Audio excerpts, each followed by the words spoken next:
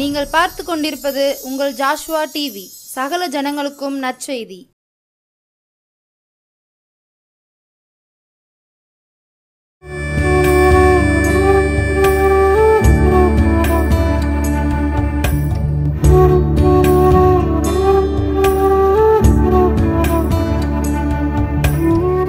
நம்முடைய ஆண்டவரும் உலகத்தின் இரட்சகருமாகிய இயேசு கிறிஸ்து தந்த இந்த நல்ல நாளில் உங்களோடு பேசுவதிலே மிகுந்த சந்தோஷம்.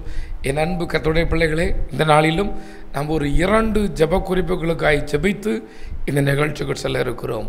கர்த்தருடைய பெரிதான கிருபையினாலே இயேசுவின் இரட்சகர் என்னையும் ஒரு ஊழியனாய் பயன்படுத்தி தம்முடைய வல்லமையை நிரூபிக்கிறார். கர்த்தர் பெரிய காரியங்களை செய்யட்டும், தொடர்ந்து அப்படியே செய்யட்டும். எனக்காய் ஜெபித்துக் கொள்ளுங்கள். கர்த்தருடைய பெரிதான கிருபையினாலே கடந்த நாள் நடந்த நம்முடைய கூடுகைகளை கர்த்தர் ஆசீர்வதித்தார். கன்வென்ஷன் கூடுகையிலே கர்த்தர் தம்முடைய வல்லமை வெளிப்படுத்தினார். அநேக இடங்களில் கர்த்தருடைய வார்த்தையை பிரசங்கிக்க கர்த்தர் கிருபை பாராட்டினார். அதில் அநேகர் தந்த ஒரு ஜெப குறிப்பு, எங்கள் வீட்டில் சமாதானம் இல்லையா, என்னை என் கணவர் புரிந்து கொள்ளவில்லை, என்னை என் மனைவி புரிந்து கொள்ளவில்லை, என்னை என் குடும்பம் புரிந்து கொள்ளவில்லை, எங்கள் வீட்டில் ஒரே போகிறதுக்கு எங்களுக்கு வெறுப்பாக இருக்கிறது, ஏன் ஏன் ஏன் என்று பல 1000 முறை நான் கேள்விகளை கேட்டுக்கொண்டிருக்கிறேன்னு சொல்லி அநேகர் எனக்கு சொன்னார்கள். என் அன்பு கர்த்தருடைய பிள்ளையே, ஒருவேளை இதே இடத்தில் நீங்கள் இருந்து கொண்டிருக்கிறீர்களோ, நான் உங்களுக்கு சொல்கிறேன், உங்களுடைய சகோதரனாய் சொல்கிறேன், கொஞ்சம் ரிலாக்ஸாக நாளைய காரியத்தை கர்த்தர் பார்த்து கொள்வார்.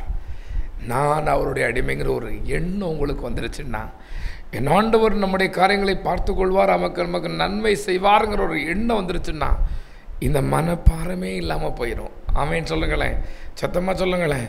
ஆமாம், நம்ம கவலையெல்லாம் நம்மளே வச்சுருக்கக்கூடாது. வேதம் சொல்கிறது, அவர் நம்ம விசாரிக்கிறவர் ஆனபடினால் உங்கள் கவலைகளை எல்லாம் அவர் மேல் வைத்து விடுங்கள். வேண்டாமா, நீங்கள் சுமக்க வேண்டாம். நமக்காய் எல்லா துக்கங்களையும் வேதனை வருத்தங்களையும் சுமந்த தெய்வம் இருக்கிறார். அவரிடத்தில் வைத்து விடுங்கள். தேவன் நம்மை ஒவ்வொரு குடும்பத்துக்கும் சமாதானத்தை தரும்படி கண்களை மூடி என்னோடு ஜெபிப்பீர்களா? என் அன்பு சகோதரனே, இன்றைக்கு ஒரு நூதன கலாச்சாரம் போல ஐயோ என் தேசம் எங்கும் பரவி வருகிறதே. சந்தேகம் என்னும் ஒரு தீ, பொல்லாத இச்சை என்னும் ஒரு ஆவி, குடிவெறியின் ஆவி, போதை வஸ்துகளின் ஆவி ஒவ்வொரு தெருவாய், ஒவ்வொரு பட்டணமாய், நாடாய் பரவி சமாதானத்தை கெடுத்து கொண்டிருக்கிறதே. என் கணவர் குடிப்பதினால் ஐயோ எங்கள் குடும்பம் இவ்வளவாய் கஷ்டப்படுகிறதே என்று சொல்கிறார்கள். இன்னும் கடந்த நாளில் ஒரு நிகழ்ச்சியை பார்த்தேன். 2 பெண்கள் சேர்ந்து குடிப்பார்களாம், தங்கள் இஷ்டம் போல் இருப்பார்களாம். ஐயோ, அந்த வாலிபனை கொலை செய்திருக்கிறார்கள். இச்சை என்னும் மதவெறி, இச்சை வெறிகள் போகட்டும், குடிவெறிகள் போகட்டும், தரித்திர ஆவிகள் போகட்டும், சமாதானத்தை கெடுக்கிற பொல்லாத வல்லமைகள் செயலற்று போகட்டும். ஜெபிங்கம்மா. தேவையில்லாத பிரச்சனை, தேவையில்லாத போராட்டம், வீண் திடீர்னு கோபம் வருதுங்கிறான். திடீர்னு கோபம் வருது. அநேக சொல்லுறாங்க, உள்ள போகும்போதே கோபமாக இருக்கு. வேண்டாம் ஐயா, சமாதான பிரபுவை இன்றைக்கு அழைப்பீர்களா? இயேசுவே, எனக்கு ஜெப குறிப்பை அனுப்பியிருக்கிறேன், எனக்கு ஜெப குறிப்பை அனுப்புகிறேன், என்னிடத்தில் ஜெபிக்க கேட்டுக்கொண்ட ஒவ்வொருவருக்காக நான் ஜெபிக்கிறேன். மனதிறங்குங்கப்பா, மனதிறங்குங்க. என் குடும்பத்துக்கு, ஒவ்வொரு குடும்பத்துக்கும் சமாதானம் வேண்டும். தேவையில்லாத குழப்பங்கள் வேண்டாம், தேவையில்லாத பிரச்சனைகள் வேண்டாம். தேவனே, நீர் மனதிறங்கி உன்னுடைய பிள்ளைகளை ஆசீர்வதியும். சமாதானம், சந்தோஷம் இன்றிலிருந்து தொடங்கட்டும் பிதாவே. ஆமேன், ஆமேன், ஆமேன். அடுத்தபடியாக கர்த்தருடைய பிரதான கிருபையினாலே அநேகர் கேட்டுக்கொண்ட ஒரு ஜெப குறிப்பு, கடன் பாரம். சிலர் சொல்கிறாங்க, ஐயா நான் ஒரு தொழில் தொடங்கலாம் என்று கடன் வாங்கினேன், தொழிலில் நஷ்டம். வாகனம் வாங்கலாம் என்று கடன் வாங்கினேன், வாகனத்தின் நஷ்டம். வீடு கட்டலாம் என்று கடன் வாங்கினேன், திரும்பி செலுத்த முடியவில்லை. திருமணத்திற்கு கடன் வாங்கினேன், திரும்பி செலுத்த முடியவில்லை. வியாதியினால் கடன் வாங்கினேன், திரும்ப செலுத்த முடியவில்லையே. எவ்வளவு நாட்களாய் நாங்கள் வட்டி கட்டி கொண்டு இருக்கிறோம். என்றைக்கு எங்களுக்கு இந்த வட்டியினும் அந்த பாரம் நீங்கும், என்றைக்கு எங்களை தேவன் ஆசீர்வதிப்பார் என்று அநேகர் கேட்டிருக்கிறார்கள். ஒவ்வொருத்தரும் சொல்லுவாங்க, லட்சங்களை சொல்லுவாங்க, பல லட்சம், அத்தனை லட்சம், இத்தனை லட்சம் கடன். ஏன் வாங்கினீங்க? ஐயோ வேறு வழி இல்லை, வேறு வழி இல்லாமல் கடன் வாங்கும் நிலைக்கு தள்ளப்பட்டோம், நாங்கள் விரும்பி வாங்கவில்லை. எங்கள் நண்பர்கள், எங்களுடைய சொந்தங்கள் சொன்னார்கள், கடனை வாங்கி தொழிலை செய்தா எப்படி ஆகிலும் பிழைச்சலாம்னு சொன்னாங்க. நானும் நம்பினேன். ஆனால் தொழிலில் ஒரு ஆசீர்வாதம் இல்லாமல் போய்விட்டதே. வேறு வழி இல்லாமல் என் மனைவிக்கு நோய்க்கு, என் பிள்ளைகளுடைய நோய்க்கு கடன் வாங்கினேன், திரும்ப செலுத்த முடியவில்லை என்று பலர் புலம்புகிறார்கள். இன்னும் சிலர் குடிச்சே கடன் ஆகி போயிட்டான். ஆமாம், ஆண்டவர் இரக்கம் பாராட்டணும், கடன் பாரத்திலிருந்து ஒரு விடுதலையை தரணும். கண்களை மூடி இந்த கடலினால் பிடிக்கப்பட்டவர்களுக்கு தேவன் ஒரு வழிவாசலை திறக்கணும். ஆமேன்னு சொல்லுங்களேன். தேவனே, இந்த கடன் பாரத்தினால் பிடிக்கப்பட்டிருக்க இந்த குடும்பத்துக்காக நான் செபிக்க வந்திருக்கேன்னப்பா. ஏதோ ஒரு வழியில் கடன் இவர்களை விடுவதாகவே இல்லையே. 5 வருடம், 3 வருடம், 8 வருடம், 10 வருடம் என்று ஒவ்வொரு நாளும் வருடங்களை இவர்கள் எண்ணிக்கொண்டான் இருக்கிறார்கள். ஒவ்வொரு வருடமும் கடனாகவே இருந்து கொண்டு இருக்கிறதே. எத்தனையோ உழைத்தும் அடைக்க முடியாமல் இருக்கிறதே. இரவு பகலாய் வேலை செய்தும் கடினமாய் வேலை செய்தும் அந்த கடன் அடைவிடாமல் இருக்கிறதே. இந்த கடங்கார பொல்லாத வல்லமையிலிருந்து தேவனே நீர் விடுதலையை தாரும். என் பிள்ளைகளுக்கு இரக்கம் பாராட்டுங்கப்பா. இவருடைய கையின் பிரயாசத்தை நீர் ஆசீர்வதியும். நீர் சொல்லியிருக்கிறீரே, உன் கையின் பிரயாசத்தை நீ சாப்பிடுவாய், உனக்கு பாக்கியமும் நன்மை உண்டாயிருக்கும் என்று. இன்றைக்கு இந்த நிகழ்ச்சியை பார்க்கிற ஒவ்வொருவருக்கும் பாக்கியமும் நன்மையும் வரட்டுமப்பா. என் அன்பு சகோதரனே, சகோதரியே, உங்களுடைய வேலையில், உங்களுடைய தொழிலில் முதலாவது இந்த இயேசு கிறிஸ்துவை அழையுங்கள். அப்பா, நீரே வந்து ஆசீர்வதிக்க வாரும், என் கடன் பிரச்சனைகளை மாற்றும், என் போராட்டங்களை மாற்றும் என்று சொல்லி தொடங்குங்கள். கர்த்தர்களோடு இருப்பார். நான் சொல்லுவேன், சீக்கிரத்தில் இன்று காண்கிற இந்த கடன் பிரச்சனை உங்களுக்கு ஒரு சாதாரணமாய் போய்விடும். அதை அடைக்க ஒரு வழிவாசலை தேவன் தருவார். எல்லாவற்றுக்கும் மேலாய் உங்கள் தலைகளை உயர்த்துவார். ஆமேன், ஆமேன், ஆமேன், ஆமேன். சத்தமாக சொல்லுங்களேன். வைக்கப்பட்ட இடத்தில் எங்கே அவமானப்பட்டீர்களோ அதே இடத்தில் உங்கள் தலைகளை உயர்த்தி தேவன் ஆசீர்வதிக்கிறார் என்பதை உங்கள் மூலமாய் உங்கள் ஜனங்கள் கண்டுகொள்வார்கள். தேவனே, நீர் அப்படிப்பட்ட பெரிய காரியத்தை உம்முடைய பிள்ளைகளுக்கு செய்ய போகிறதுக்காய் நன்றி, நன்றி, நன்றி, நன்றி பரிசுத்த ஆவியானவரே. நன்றி, நன்றி, நன்றி. என் அன்பு கர்த்தருடைய பிள்ளைகளை, இந்த நாளிலும் நான் உங்களோடு பேசும்படியாய் என் ஆண்டவர் எனக்கு தந்த ஒரு வார்த்தை இருக்கிறது. அது 1 கொரிந்தியரின் புஸ்தகம் 1ஆம் அதிகாரம் 18வது வசனம் விதமாய் சொல்கிறது. சிலுவையை பற்றிய உபதேசம் கெட்டு போகிறவர்களுக்கு பைத்தியமாய் இருக்கிறது, ரட்சிக்கப்படுகிற நமக்கோ அது தேவ பலனாய் இருக்கிறது என்று. சிலுவையை பற்றிய உபதேசம். ஐயா, அம்மா, இந்த லெந்தனும் நாட்களிலே எல்லா ஊர்களிலும், எல்லா திருச்சபைகளிலும், எல்லா இயேசுவை கிறிஸ்து என்று அறிக்கையிடுகிற அத்தனை ஆலயங்களிலும் சிறப்பு கன்வென்ஷன் கூடுகை, சிறப்பு கூட்டம், சிறப்பு ஜெபம் என்று ஒவ்வொரு நாள் நடக்கிறது. ஏன்? கேள்வி வருகிறதா? என் ஆண்டவராக இயேசு கிறிஸ்து சொல்லுகிறார், தன்னுடைய மனுஷ சாயலின் நாள் முடிவதற்கு முன் அந்த வியாழன் இரவு, அதற்கு கட்டளை வியாழன் என்று பெயர். அந்த கட்டளை வியாழனிலே ஒரு கட்டளையை கொடுக்கிறார். அங்கே கெட்செமனே தோட்டத்திலே தாம் செய்யவிருக்கிற காரியத்தை நினைத்து பிதாவிடம் வேண்டுதல் செய்கிறார். அவர் ஜெபிக்கிறார். ஜெபித்த பின்பு சீசர்களை பார்த்து சொல்லுகிறார்கள், 1 மணி நேரமாவது எனக்காக விழித்திருந்து ஜெபிக்க கூடாதா என்று சொன்னார். அன்றைக்கு அந்த வியாழன் நிலையை பார்த்தீர்கள் என்றால் நற்கரணை பந்தியை ஏற்படுத்துகிறார். அங்கே அந்த திருவிருந்தை ராபோஜனத்தை ஏற்படுத்தி ஒவ்வொருவருக்குமாய் கொடுத்து சொல்கிறார், என்னை நினைவு கூறும்படி இதை செய்யுங்கள். என் பாடும் மரணங்களை, நான் வந்ததின் நோக்கத்தை, நான் இனி செய்ய போகிற காரியத்தை நீ நினைவு கூறும்படி இதை செய்யுங்கள் என்று சொன்னார். என் அன்பு கர்த்தருடைய பிள்ளையே, அதனால்தான் இன்றைக்கு ஒவ்வொரு கிறிஸ்தவனும் ஒவ்வொரு கிறிஸ்தவர்களும் இந்த இயேசு கிறிஸ்துவை பற்றி ஒவ்வொரு ஊராய் தெருவாய் பிரசங்கித்துக் கொண்டிருக்கிறார்கள். நீங்கள் பரலோகம் போக வேண்டும் என்றால் இந்த இயேசு கிறிஸ்துவின் சிலுவை உபதேசத்தை நீ அறிந்திருக்க வேண்டும். நீ ரட்சிக்கப்பட வேண்டும் என்றால் இந்த இயேசு கிறிஸ்துவின் சிலுவை பாடுகளை நீ அறிந்திருக்க வேண்டும். இல்லை, இந்த இயேசு கிறிஸ்துவின் சிலுவை பாடுகள் உனக்கு அற்பமாய் தெரியும் என்றால் நான் உங்களோடு பேசட்டும். அதிலே சொல்ல போகிறது, கெட்டு போயிறவர்களுக்கு பைத்தியம்.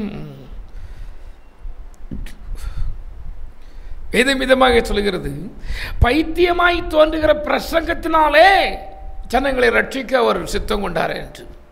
இந்த தெருவா ஊரா டிராக்ஸ் கொடுத்துக்கிட்டு ஒவ்வொரு வீட்லையா, ஐயா அம்மா இயேசு நம்முடைய பாவங்களுக்காய் மரித்தார், இயேசு ரட்சகர், காணக்கூடாத இறைவன் இந்த பூமிக்கு வந்து நம்முடைய பாவங்களை நம்முடைய அக்கிரங்களை சுமந்து தீர்த்தார் என்று பிரசங்கிக்கிற அந்த பிரசங்கம் உனக்கு ஒருவேளை என் சகோதரனே சகோதரியே அற்பமாய் தெரிகிறதோ?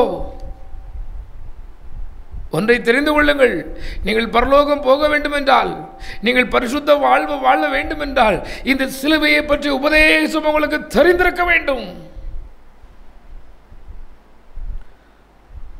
காணக்கூடாத இறைவன், ஒருவரும் காணக்கூடாதவரும் கண்டிரவருமாகிய தேவாதி தேவன், மகா மகிமையுள்ள தேவன் மனிதன் மேல் வைத்த அன்பினாலே தாம் மரிப்பதற்காகவே இந்த பூமிக்கு வந்தார். இன்னைக்கு அநேக அவதாரங்களை நீங்கள் பார்த்து கொண்டிருக்கலாம், பார்த்திருக்கலாம். எல்லா அவதாரங்களும் எதற்கு வந்தது? என்ன ஆண்டவர் சொல்லுகிறார், நான் பாவிகளை ரட்சிக்கவே கிறிஸ்து இயேசு உலகத்துக்கு வந்தார் என்று வேதம் சொல்லுகிறது. பாவியாய் ஒரு மனிதன் எங்கே தன்னை உணர்ந்து தன் பாவங்களை தன் அக்கிரமைகளை அறிக்கையிட்டப்பா எனக்கும் இறக்க செய்யுங்க, நானும் அந்த பரலோகத்துக்கு வர வேண்டும், எனக்கும் அந்த சொர்க்க வேண்டும் என்று எவர் ஒருவர் புலம்புவாரோ, எவர் ஒருவர் தன் பாவங்களை அறிக்கை செய்து விட்டு விடுகிறாரோ அவர்களுக்கு பரலோக ராஜ்யத்தை கொடுப்பதற்கு இந்த தேவன் பூமிக்கு வந்தார். நம்முடைய பாவங்களை சுமந்து தீர்க்கிற, அவருடைய பாவத்தை அல்ல நம்முடைய பாவங்களை சுமந்து தீர்ப்பதற்காகவே பூமிக்கு வந்தார். என் அன்பு கர்த்தருடைய பிள்ளையே, இந்த வேதம் அநேக படிக்காதவர்களையும் ஞானியாக்குகிறது, படித்தவங்களை பைத்தியமும் ஆக்கியிருக்கு. அப்படித்தானே? ஆமாம், பெரிய படிப்பாளிகளை ஒன்றுமில்லாமல் செய்கிறதும் இந்த வேதம். பெரிய பெரிய படிப்பு படிச்சிருக்கலாம், ஆனால் ஒன்றும் தெரியாத, கையெழுத்து போட முடியாத கைநாட்டுகள் போய் நின்று தேவனே என்று கூப்பிடும் பொழுது அங்கே இருக்கிற பொல்லாத வல்லமைகள் அலைக்கழித்து ஓடுகிறதையும், பொல்லாத சத்ருன் வல்லமை செயலற்று வியாதி நீங்குகிறதையும் ஜனங்கள் காண்கிறார்களே. எப்படி இயேசு ரட்சகருடைய சரித்திரத்தை தெரிந்திருக்க வேண்டும். என் அன்பு கர்த்தருடைய பிள்ளைகளே, நீங்கள் எல்லாவற்றையும் அறிந்திருக்கலாம். இயேசு கிறிஸ்துவை அறிந்திருக்கிறீர்களா? இவர் எதற்காக பூமிக்கு வந்தார் என்று அறிந்திருக்கிறீர்களா? இவர் ஏன் சிலுவையில் அடிக்கப்பட்டார் என்று அறிந்திருக்கிறீர்களா? நீங்கள் அறிந்தால் தான் பரலோகம் சொர்க்கம் செல்ல முடியும். உன்னை ரட்சிப்பதற்கு தேவாதி தேவன் பூமிக்கு இறங்கி வந்தார். வேதம் சொல்லுகிறது, அவர் நம்மில் ஒருவருக்கும் தூரமானவர் அல்ல. ஏசாயா 53ஆம் அதிகாரம் யுதமாய் சொல்லுகிறது, நமக்கு சமாதானத்தை உண்டு பண்ணும் ஆக்கினை அவர் மேல் வந்தது. ஏசாயா 53:6 சொல்லுகிறது, நாம் எல்லோரும் ஆடுகளைப் போல வழி தப்பி திரிந்து அவனவன் தன் வழியிலே போனோம், கர்த்தரோ நாம் எல்லோருடைய அக்கிரமத்தையும் அவர் மேல் விழப்பண்ணினார். அவர் நொறுக்கப்பட்டும் ஒடுக்கப்பட்டும் இருந்தார், ஆனாலும் தம்முடைய வாயை அவர் திறக்கவில்லை. அடிக்கப்படும்படி கொண்டு போகப்படுகிற ஒரு ஆட்டுக்குட்டியை போலவும், தன்னை மயிர் கத்தரிக்கிறவனுக்கு முன்பாக சத்தமிடாதிருக்கிற ஆட்டை போலவும் அவர் தம்முடைய வாயை திறவாதிருந்தார். அன்பு. ஒரு அருமையான பக்தர் விதமாகி சொல்லுகிறார், இந்த பூமியிலே முதலாக ஒரு குற்றவாளிக்கு ஒரு நீதியுள்ள நியாயாதிபதி தண்டனையை அனுபவித்தார் என்று. ஒரு குற்றவாளிக்கு நீதிபதி தண்டனையை அனுபவித்தாராம். குற்றவாளியின் மேல் அன்பு. எனக்கு அன்பான தேவ மனிதன் டிஜிஎஸ் தினகரன் ஐயா சொல்வார்கள், 2 சகோதரர் இருந்திருக்கிறார்கள். அதில் ஒருவன் துன்மார்க்கமாய் வாழ்ந்த ஒரு மனிதன். எப்போதாவது இந்த அண்ணனை பார்க்க வருவான். வரும்போதெல்லாம் பணம் பெற்று சொல்வான். ஒவ்வொரு முறை வரும்பொழுதும் இந்த அண்ணன் அவருக்கு ஏதாவது செய்து அனுப்புவது வழக்கமாம்.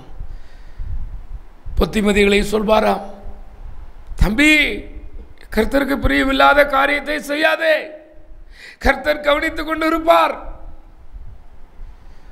ஒரு நாளும் பாவம் உன்னை விடாது, நீ செய்கிற பாவங்கள், நீ செய்கிற சாபங்கள் உன்னை ஒரு நாளும் விடவே விடாது, ஒரு நாள் வெளிச்சத்துக்கு வரும், அன்றைக்கு நீ மனம் நொந்து போவாய், அன்றைக்கு நீ அவமானத்தை அனுபவிக்க வேண்டியிருக்கும், அன்னைக்கு நீ வருத்தப்பட வேண்டியிருக்கும் என்று சொல்வாராம். இவன் போகட்டும் போகட்டும் போகட்டும். கொஞ்சம் கொஞ்சமாக போய் சின்ன சின்ன திருடு பெரிய திருடாகி கொலையில் போய் முடிந்து விட்டது. ஒரு கம்மலை இழுத்திருந்திருக்கிறான், அந்த கம்மல் வரவில்லையாம், கழுத்தை அறுத்து விட்டானாம். இரத்த கரையோடு ஓடி வந்திருக்கிறான். அண்ணன், நான் இப்படி செய்து விட்டேனே, எனக்கு பயமாயிருக்கிறது,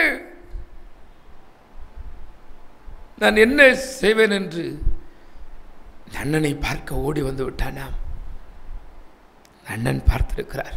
தம்பி, எத்தனையோ முறை நான் உனக்கு சொன்னேனே, பாவம் செய்யாதே, ஒரு நாள் அந்த பாவத்துக்கு சம்பளம் கிடைக்கும், ஒரு நாள் நீ வருத்தப்பட வேண்டியிருக்கும் சொன்னேனே. ஐயோ, நான் மதியில்லாமல் செய்துவிட்டேன் அண்ணன், எனக்கு பயமாயிருக்கிறது,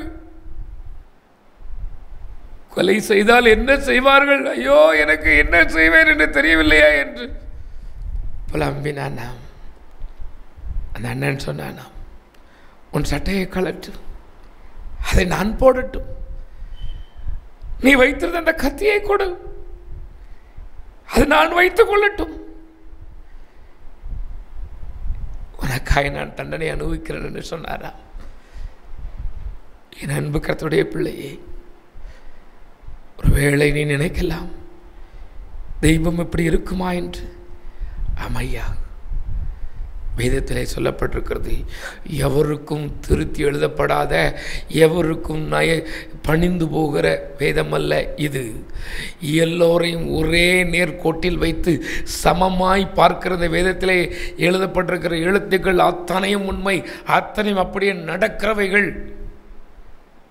சொல்லுகிறது, பாவத்தை பாராத சுத்த கண்ணன். இந்த தெய்வம் யாரையும் பழிவாங்க இங்கே வரவில்லை, எதையும் கொள்ளையிட வரவில்லை, எந்த பொன்னையும் தூக்க வரலை. இவருக்கு பொன்னும் தேவையில்லை, பொன்னும் தேவையில்லை, நீ தேவை, உன்னுடைய இருதய தேவை. நீ பரலோகத்துக்கு வரணுங்கிறதுக்காக அவர் நம்மை மீட்கிறதான இந்த பூமிக்கு வந்தார். நம்முடைய அக்கிரமங்களை சுமந்து தீர்க்க, நம்முடைய பாவங்களை தீர்க்கத்தான் இந்த பூமிக்கு வந்து பலியாய் தம்மை ஒப்பு கொடுத்தார். நினைச்சுக்கிட்டோம், போர் சூழல் பிடிச்சு அடிச்சுட்டானே. இல்லையா, இல்லம்மா, வேதம் சொல்லுகிறது, இவர் பிறக்கிறதுக்கு முன்ன கட்டி இதை தீர்மானித்தான் வந்தார். அதைத்தான் பவுல் சொல்வார். 1 கொரிந்தியர் 1:23 சொல்லுகிறது, நாங்கள் சிலுவையில் அறையப்பட்ட இயேசு கிறிஸ்துவை பிரசங்கிக்கிறோம் என்று. என் அன்பு கர்த்தருடைய பிள்ளையே, ஒருவேளை நீ மேன்மை பாராட்ட விரும்பினால், வேதம் சொல்கிறது, பவுல் சொல்லுவார், நாங்கள் கர்த்தராகிய இயேசு கிறிஸ்துவின் சிலுவையை குறித்தே அல்லாமல் வேறு ஒன்றை குறித்து நான் மேன்மை பாராட்டுவதில்லை என்று.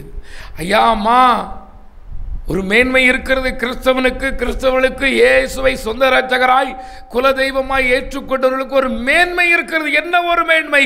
பாவம் செய்யாத ஒருவர் பலியாய் வந்தார். பாவம் செய்யாத ஒரு மனிதர்,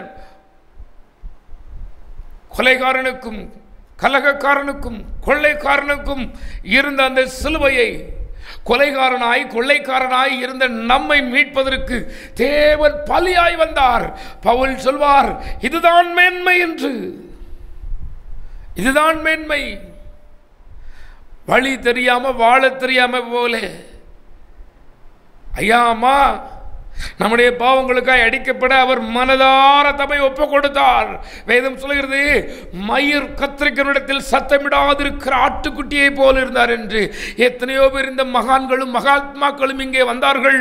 அவர்கள் மரிக்கும் முன் என்ன சொன்னார்கள், என்ன செய்தார்கள் என்று யோசித்து பாருங்கள் ஐயா, யோசித்து பாருங்கள். இந்த இயேசுவின் இரட்சகர் நம்முடைய பாவங்களை சுமக்கும் பொழுது, நம்முடைய பாவங்களுக்காய் அடிக்கப்படும் பொழுது, நம்முடைய பாவங்களுக்காய் காரி துப்பப்படும் பொழுது, நம்முடைய பாவங்களுக்காய் சிலுவையிலே தொங்கும் பொழுதும் என்ன செய்தார்? சிலுவை ஒவ்வொரு நாட்டிலும் இருந்த ஒரு தண்டனையிலே, அன்றைக்கு இருந்த நாட்டில் சிலுவை தண்டனை. இன்றைக்கு அரபு தேசங்களிலே தலையை வெட்டி விடுகிறார்கள், இந்தியாவிலே தூக்கிலிடுகிறார்கள், இன்னும் அநேக தேசங்களிலே ஊசி மூலமாய் கொன்று விடுகிறார்கள். கொலை குற்றவாளிகளை ஒரு பாவமும் அறியாத தெய்வம், பாவத்தை பாராத சுத்த கண்ணன் என்று வேதம் சொல்கிறது. ஐயா, அன்றைக்கு இருந்த ஜனாதிபதி சொன்னார், இவர் நீதிமான். அன்றைக்கு இருந்த போர்ச்சவர்கள் அவர்களை அடித்த காயப்படுத்தின போர்ச்சவர் சொன்னார், நீதிமான், ஒரு குற்றம் காணவில்லை என்று. அந்த குற்றமற்ற தேவன் ஏன் வர வேண்டும்? நம்மேல் வைத்த அன்பு. கொலோசியர் 2:14 சொல்லுது, நமக்கு எதிரையாகவும் கட்டளையால் கையெழுத்தால் நமக்கு விரோதமாயிருந்த கையெழுத்தை குலைத்து அதை சிலுவையில் இராதபடி எடுத்து சிலுவையின் மேல் ஆணி அடித்து அதிகாரங்களையும் துறைத்தனங்களையும் முறிந்து கொண்டு வெளியரங்க கோலமாக்கினார் என்று. முன்னால் ஒரு சம்பவம் நடந்து கொண்டிருக்கிறது, சிலுவைக்கு பின்னால் ஒரு சம்பவம் நடக்கிறது. அங்கே நமக்கு எதிராக இருந்ததை எல்லாம் அவர் அழித்து விட்டார். தன் சகோதரனை மூடனே என்று சொல்கிற எரி நரகத்துக்கு பாத்திரனாக இருக்கிறானாம். தன் தாயை தூசிகளுடைய தீபம் காரிருளில் அணைந்து போகுமாம். அநேக சட்டத்திட்டங்கள் இருந்தது. சட்டத்திட்டங்களை தேவன் தம்மேல் சுமந்து தீர்த்தார். ஐயா, இன்று வரைக்கும் நாம் நம்முடைய பாவங்களை நீக்குவதற்கு எங்கேயாவது போனால் நம்முடைய பாவம் நீங்குமா என்று எண்ணுகிறோம். எதையாயிலும் செய்தால் நமக்கு அந்த பாவம் நீங்குமா என்று எண்ணுகிறோம். எதையாவது பரிகாரம் செய்யலாமா என் பாவங்களுக்கு, என் அக்கிரமங்களுக்கு என்று எண்ணுகிறோம். என் அன்பு கர்த்தருடைய பிள்ளையே, எந்த பரிகாரமும் உன் பாவத்தை சரி செய்யாது. ஏனென்றால் பாவத்துக்கு பரிகாரி இயேசுவின் இரட்சகர் ஒருவர்தான். அவர்தான் இந்த பாவத்தை சுமந்து தீர்க்க முடியும். அந்த மெய் தேவனை நீ அண்டிக்கொள்ள விரும்புகிறாயா? இந்த இயேசுவின் இரட்சகர் சிலுவையில் தொங்கும் பொழுது முதலாவது சொன்னார், இவளுக்கு மன்னியும். தான் செய்கிறது என்னன்னு தெரியலையா அப்படின்னார். இன்னைக்கு நீ செய்கிறது என்னன்னு தெரியாமல் இருக்கிறியா? உன் இஷ்டம் போல் வாழ்ந்து தேவனை விட்டு தூர போனாயோ? உன் இருதயத்தின் யோசனையின்படியே நடந்து உன்னை நீயே கெடுத்து கொண்டாயோ? உன் பாவத்தினால் நீ அநேகருக்கு வெறுப்பாய் தோன்றுகிறாயோ? உன்னுடைய துணிகரத்தினால் எல்லோரும் உன்னை வெறுத்து ஒதுக்குகிறார்களோ? உன்னை வெறுக்காத ஒரு தெய்வம், உன்னை தேடி வந்த தெய்வம், உனக்காய் தன் ஜீவனை பலிய தன் ஜீவனையே தந்த தெய்வம் சிலுவையிலே மனதார ஒப்பு கொடுத்தார். ஐயா, இந்த தெய்வம் உன்னை அழைக்கிறது. அவரிடத்தில் வருவாயா? நான் அடிக்கடி சொல்வதுண்டு, ஒரு கர்த்தருக்கு பயந்த ஒரு மனிதன் இருந்தானா, ஒரு பெரிய செல்வந்தர் ராஜா. அந்த ராஜாவுக்கு ஒரு நாள் தேவன் சொல்லி இருக்கிறார், ராஜாவே, நீ ராஜாவாய் இருந்த நாட்கள் அவ்வளவுதான், முடிந்தது. இன்னும் 4 நாட்களுக்குள் நீ மரித்து போவாய். இந்த ஆள் புலம்பி இருக்கிறார், ஐயோ எனக்கு இன்னும் கொஞ்ச நாள் வேணும், என் பிள்ளைகளுக்கு இப்போதான் திருமணமாக இருக்கிறது, அவருடைய பிள்ளைகளை பார்க்க வேண்டாமா, நான் இன்னும் எவ்வளவோ காரியங்களை செய்ய வேண்டும் என்று புலம்பி இருக்கிறார். அப்பொழுது சொன்னாராம், உனக்கு பதிலாக யாராவது உனக்கு பதிலாக யாராவது உனக்கு பதிலாக ஜீவனை மனதார தருவார்களா? அவர்கள் தந்தால் நீ வாழ்வாய் என்று சொன்னார்களாம். எழுந்திருக்கிறான், தன் மனைவியை பார்த்து சொல்லியிருக்கிறான், எனக்கு பதிலாக நீ சொல்லுவியே உங்களுக்காக நான் உயிரே கொடுப்போம்னு சொல்லுவியம்மா? நேற்றிரவு தெய்வம் எனக்கு இப்படி சொன்னது.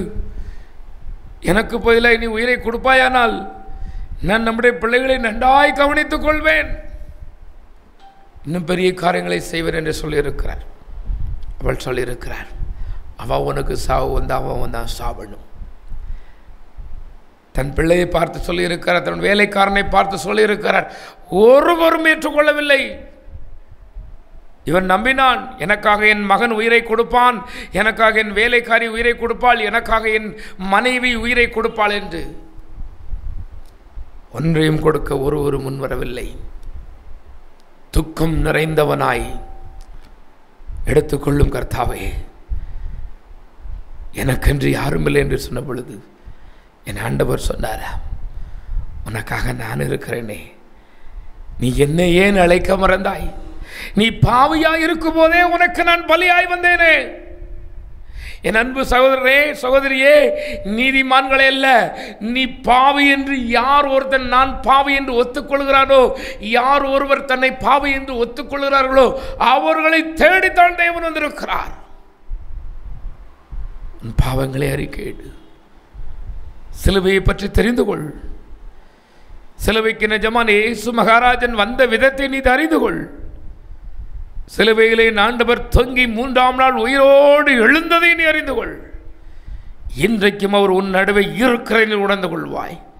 அவர் ஜீவனுள்ள ஜீவாதிபதி. அந்த ஜீவாதிபதி இந்த நிகழ்ச்சியை பார்க்கிற, இதற்காய் ஜெபிக்கிற, இதற்காய் எல்லாம் செய்கிற ஒவ்வொருவரையும் ஆசிரியக்கும்படி நான் ஜெபிக்கிறேன். கண்களை மூடுங்களேன். மகா இரக்கம் கிருபை உள்ளங்கள் பரலோக பிதாவே, சிலுவையை பற்றி இன்னும் அறிந்து கொள்ள, ஏன் இந்த சிலுவை, எதற்காக இந்த சிலுவை என்று இன்னும் எங்களுக்கு அறிந்து கொள்ள உணர்வை தாரும். இந்த சிலுவை பற்றி உபதேசத்தை கேட்கிற ஒவ்வொரு வீடுகளில் இருக்கிற சாபங்கள் தொலைந்து போகட்டும், சத்துருவின் வல்லமைகள் செயலற்று போகட்டும், விசேஷமாய் தரித்திர ஆவிகள் போகட்டும், பொல்லாத குடி பழக்க வழக்கங்கள் போகட்டும், போதை வசுகள் எண்ணங்கள் போகட்டும். இயேசுவின் நாமத்தினாலே நசனாகிய இயேசு கிறிஸ்துவின் கல்வாரி இரத்தத்தை விசுவாசத்தினாலே இவர்கள் மேல் வைக்கிறேன். வியாதிகளில் நீங்கி போகட்டும் பிதாவே. ஆமேன், ஆமேன், ஆமேன்.